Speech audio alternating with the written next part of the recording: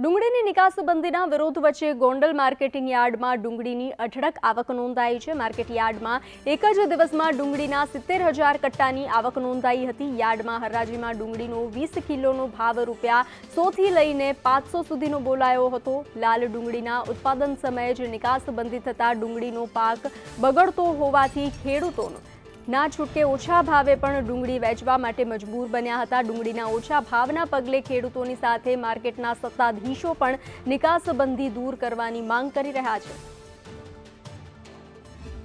આજે ગોંડલ માર્કેટિંગ યાર્ડમાં ડુંગળીની આવક કરવામાં આવી હતી, જેમાં 70,000 કટ્ટા જેવી આવક નોંધાઈ છે।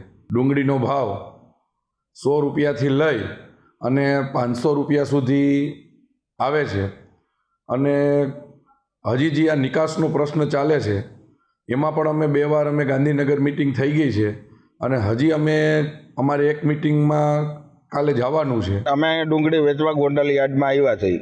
રાતે અમે 3 કલાક લાઈનમાં ઊભા થઈ અમારી ગાડી ખાલી થઈ, બરોબર। પછી ભાવમાં હરાજી થઈ તો ₹70 થી ₹300 સુધી માલ જાય તો ₹70 અમને પોહાય કે 50-60 તો અમારે ડુંગળી કટિંગ કરવાના લઈએ છે। ₹50 ભાડું થાય, ₹10 બારદાન આવે તો અમારે શું કરવાનું? અમે ગોંડલના ફેરિયાઓ છે, રિક્ષામાં વેચી છીએ, ગામે ગામ જાય છીએ, એટલે અમે ખેડૂતની સાથે જ છે। જો મોંઘો ભાવ મળે તો અમને પણ વેચવાની મજા આવે, તો અમારે ડીઝલ પાણીના ખર્ચા નથી નીકળતા ને ખેડૂતને પણ મજૂરીના પૈસા નથી થતા અને જે મોંઘી ડુંગળી હોય એમ ખેડૂતને પણ સારું ને અમારે પણ સારું, અમારે પણ ઓછો માલ ભરવો પડે ને ગ્રાહક અમારી પાસે પણ લેવા રાજી નથી। હજી સસ્તું દો એમ કરે છે।